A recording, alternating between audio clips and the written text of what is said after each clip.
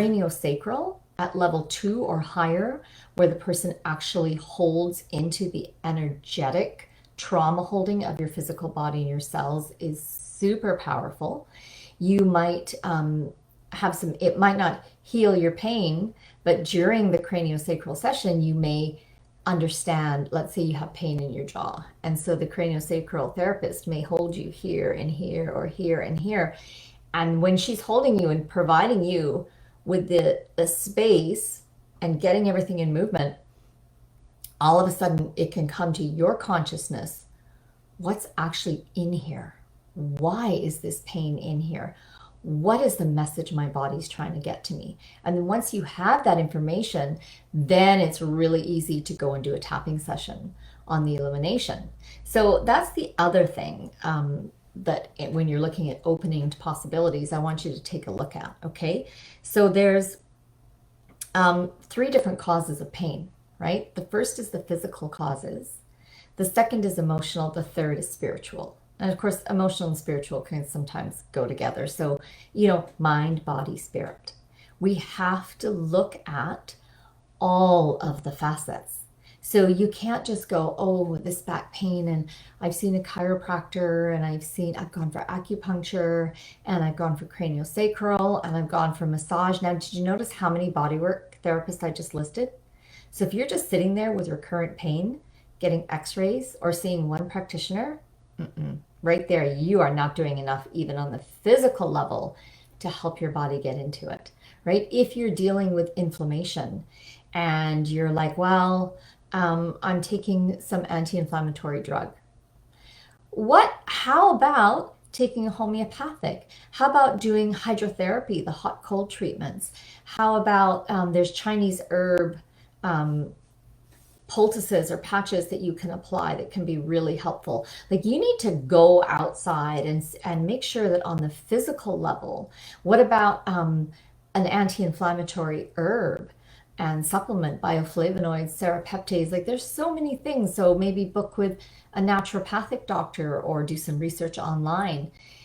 There's so many physical things that you can do to help your body beyond just one thing or one or two things. Like, really, your body is screaming for your attention. So when we have pain, especially if it's chronic or continual, we really, really need to lean in and take that seriously. Okay?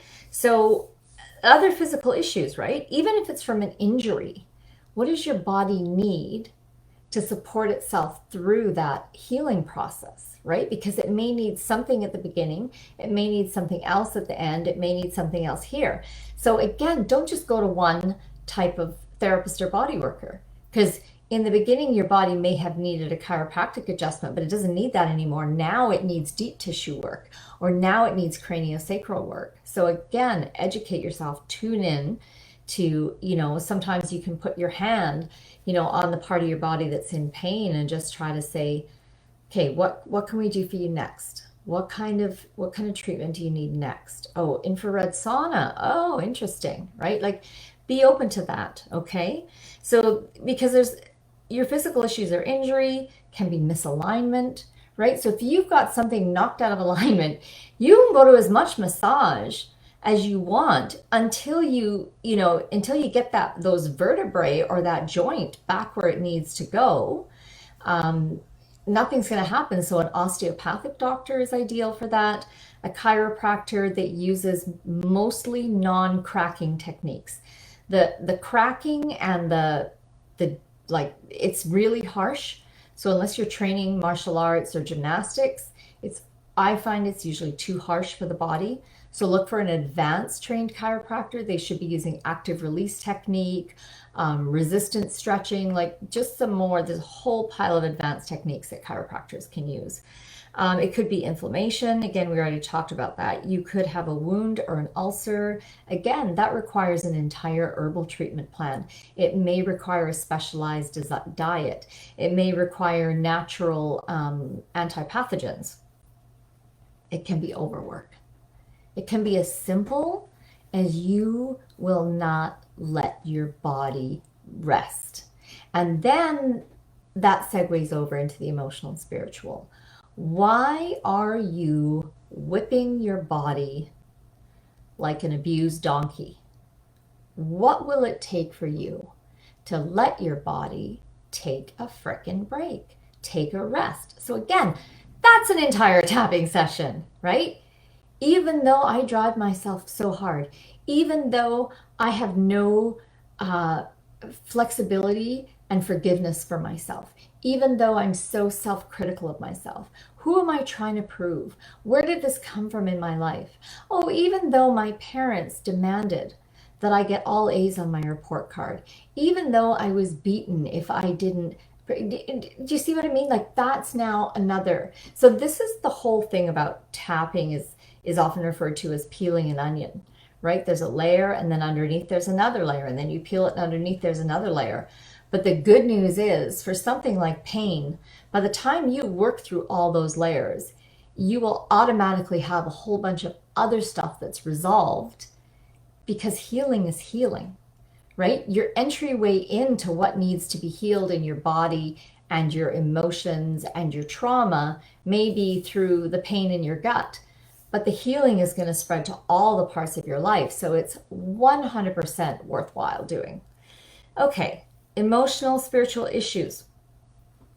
Stress exacerbates any body imbalance, including pain, right? You can have, and you know, I know I've talked to various practitioners, and they can have a patient who's at level 10 pain here, living their life, and they go lay on a beach in Hawaii and their pain drops to a 2.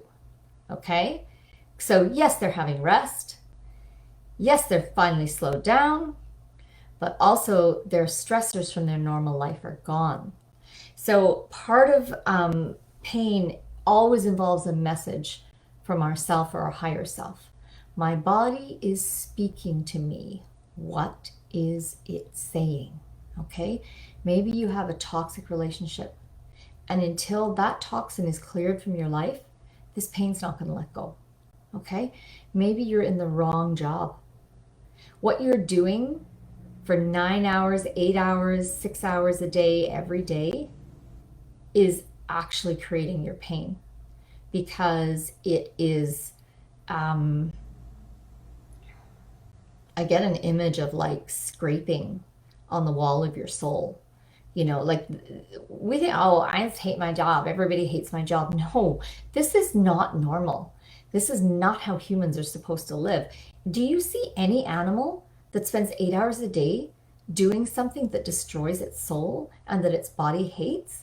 You will never see that, because animals are in alignment and humans are not.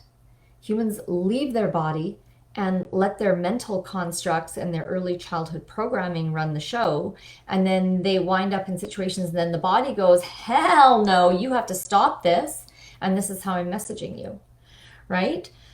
Another thing you need to look at is self-sabotage, okay? Which also plugs into what we just talked about if you're in the wrong job, right?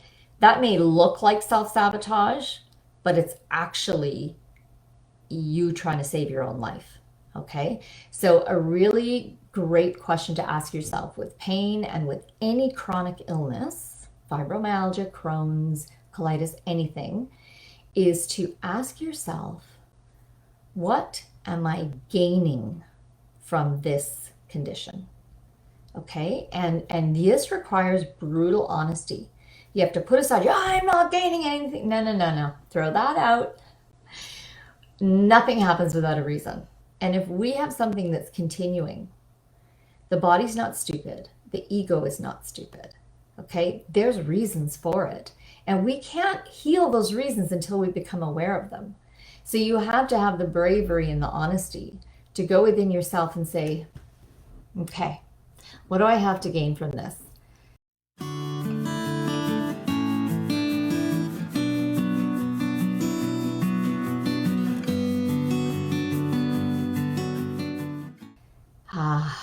I can only work part-time. So instead of working full-time at something that's killing my soul, I only have to do it part-time. And the other part-time, I can do things that are more agreeable to myself, or that support me, or at least I can rest.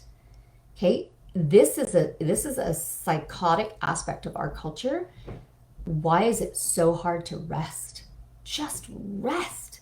So pain and chronic illness give us a societally, culturally sanctioned way to rest that nobody questions us. Nobody says, oh, must be nice.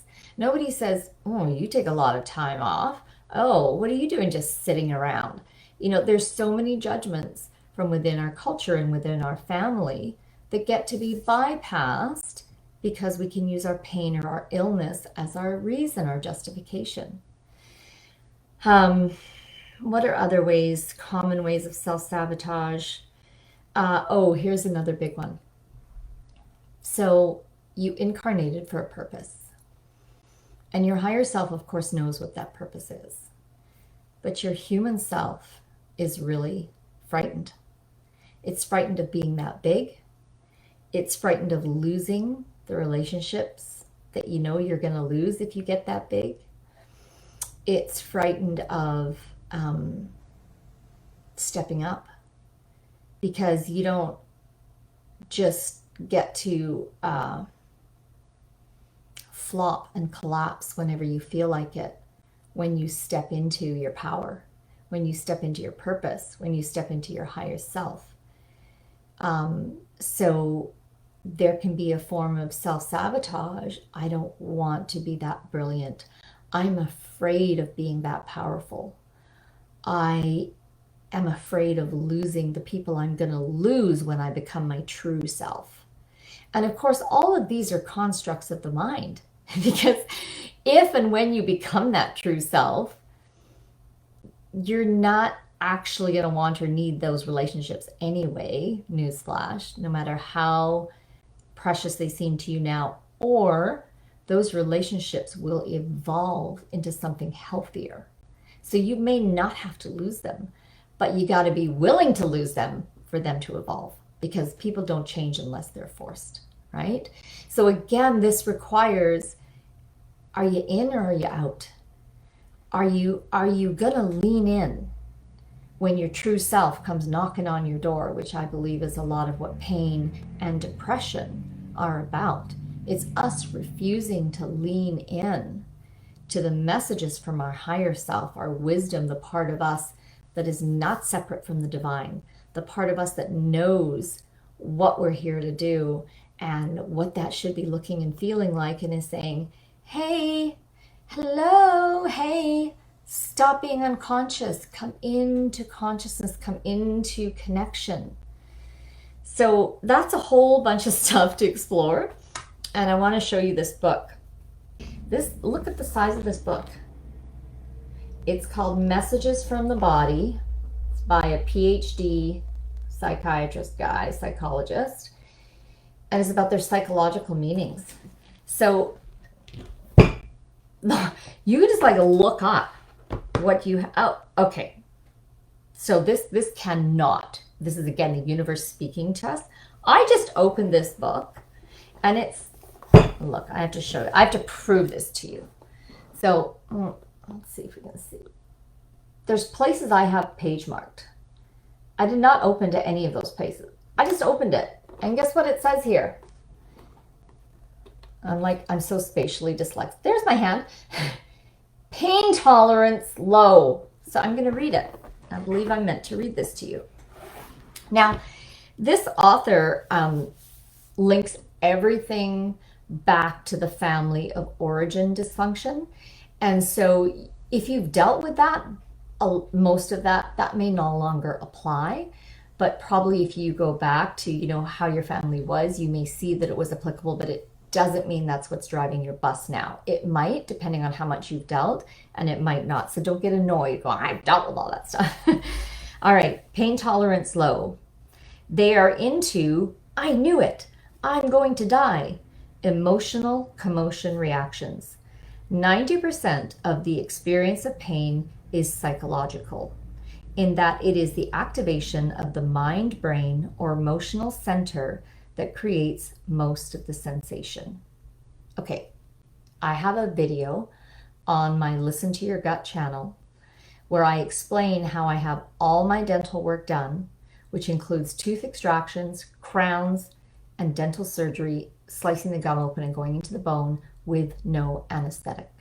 So I am living proof that what he just said here is absolutely correct. And so you can go watch that video and I'll give you my pain transmutation transformation technique. All right, the physical basis of pain is primarily in the skin, not in deeper organs, and several inner organs are insensitive to pain. Pain is our warning system that something harmful is happening.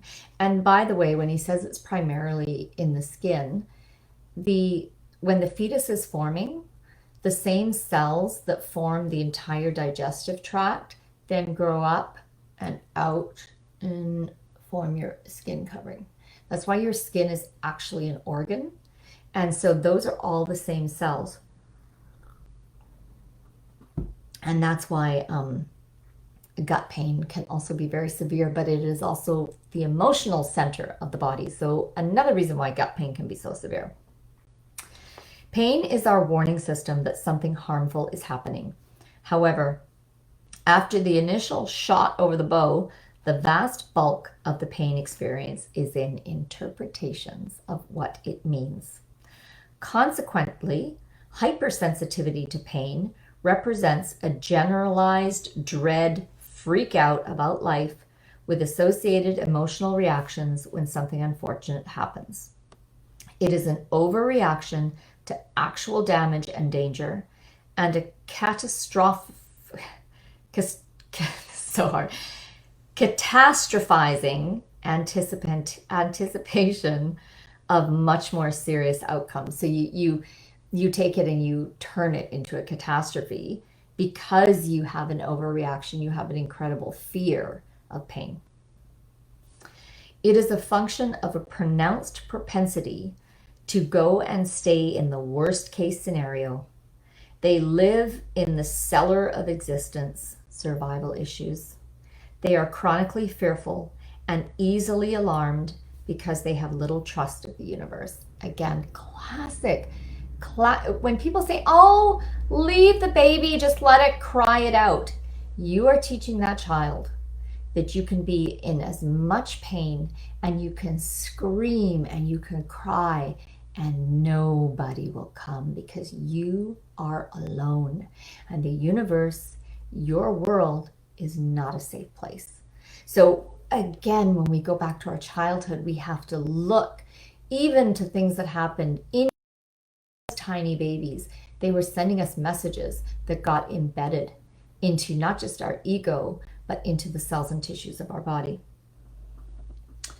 They therefore overreact to the danger signal of pain with massive amounts of anxiety and implication reactions about what it all means and where it is all going. This turns the pain experience into an intolerable torture. It is the result of a severely dysfunctional family in which the worst often did happen, producing a conditioned calamity expectation process. It is a pattern that got started in early infancy when there was very little protection, sustenance, or support. The next section he has, enough already. The experience is of salt in the wound. They feel like life is adding insult to injury and that their experiential history has been filled with devastation, deprivation, and denigration. They find the current process entirely too much as a result. They have undergone much emotional suffering and pragmatic stress in their life, and they find being demanded to endure physical pain as well is the straw that broke the camel's back, and they simply can't do it. We tapped on this in our session today. They are the product of a rather massively guilt-inducing, atonement-demanding, accusatory, and dysfunctional family, and they are likely to have been the linchpin for the whole system also. They were systematically wounded on the emotional capability level in their severely dysfunctional family. This produced a severely over-responsible and self-blaming, punishment-seeking, and success-avoidant lifestyle. So again, this is where laser tapping is absolutely brilliant. Because if you're identifying with any of these things that I'm reading, and feel free to watch the video again or watch this section again, and when you get a click or a ding or even a strong resistance, that's your stuff. So write it down and do a session on each thing that's pinging for you right now. Okay, the last section. Woe is me. They have a very strong experience of being the butt of the universe in the sense of it's playing kick you with them. They tend to be quite immersed and egocentric with a pronounced pattern of complaining and groan moaning. It started in their severely dysfunctional family, where about the only way they could get any attention was to play up their injuries and tragedies.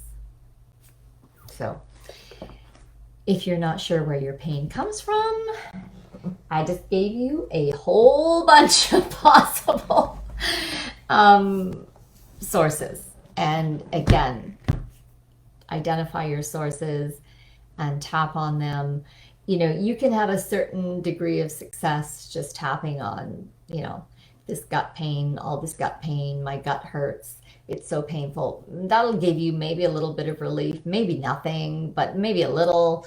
But if you really want to address pain, you have to get to why the pain is there. What is the message from the body? The body is bringing this to your attention in a way that you cannot ignore and saying, help. So I'm going to leave you. I'm going to close with one story. I have an example of this. My husband, Ian, who is a super healthy, I mean, probably one of the healthiest people I've ever met, literally never gets sick. He gets like a cold every decade. He's never had anything wrong with his body, no illnesses, nothing. And so he's about, I don't know, in his 40s. And he comes up with this excruciating lower back pain. And of course, he's like totally sucks at dealing with pain because he's never had any. And I tune in to go, can I give him a healing? And because since the age of 8, the church recognized, I was in the church at the time, and they recognized me as having the gift of healing. So my mom would ask me, oh, so-and-so is, you know, has this issue. And I'd be like, oh, do they want some help? And so my mom would take me over, and I would stand behind the person. I would put my hands on their shoulder, and I would ask God, what do you want me to pray for?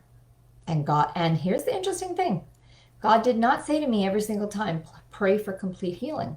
No, because illness and pain are pathways. They're journeys to the messages our spirit and our psyche and our mind and our emotions are trying to get to us. So if you just Shazam, take away the pain, you're actually harming the person, because now the body has to do something else because they haven't healed the core issue.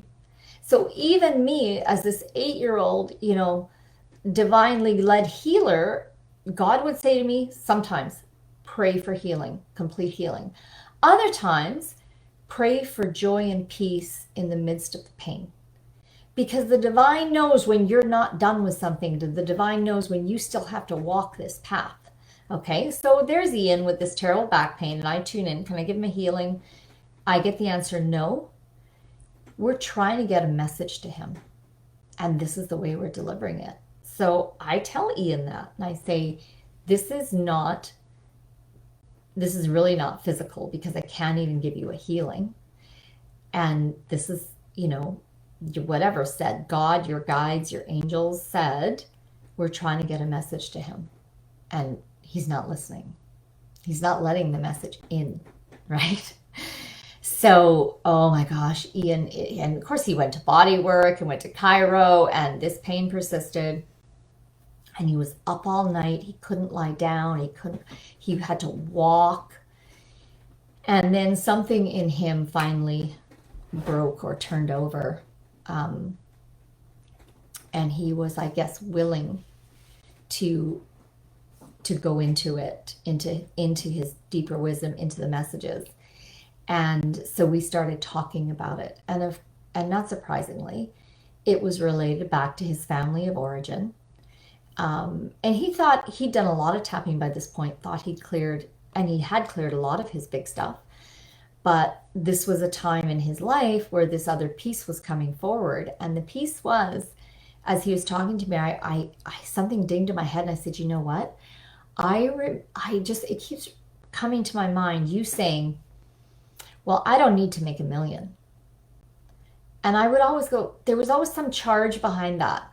Like, it's okay if you don't need to make $1 million, but why do you have to keep saying it? The fact that you keep saying it and you keep stating it over and over, there's some juice there. So I said, let's tap on that. So we just start tapping on Ian's statement of, even though I don't need to make $1 million, maybe I don't want $1 million. He said, I want $1 million. I just don't need, okay, I don't need to make $1 million. Well, that led back to his dad's pattern throughout their whole childhood. He was a high-risk entrepreneur. He would literally make millions, and they would go and buy a Jag and a Range Rover in the same day. They would be in an old country mansion in the countryside with Shetland ponies, and then kaboom, he would lose it all, and they would be in a frickin' 2-bedroom apartment in the city. And can you imagine what it would be like living with someone like, and this happened several times. And the consequence of that was Ian's mother said, I can't do this anymore. I'm done. I'm out. Like, I cannot live like this, understandably. So his dad lost his wife and his kids. The entire family fractured and separated. And that was what Ian could not risk. So in his mind, as the mind does, especially when we're children, it twinned together making $1 million and losing your wife and family, which for him, he will give up anything rather than lose his wife and family. So he was preventing himself from tipping over monetarily. He could not make that $1 million because he'd lose his wife and his kids. And as soon as we tap that through and we release that saboteur, that limitation, boom, back pain disappeared.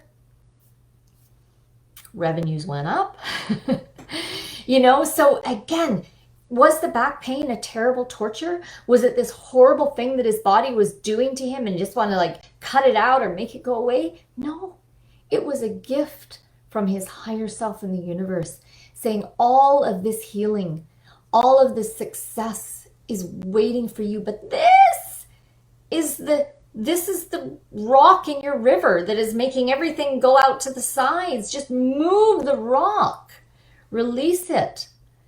So if you can approach your pain and any chronic condition from that perspective, that's the gold. That's the gift. And that's why I created this course.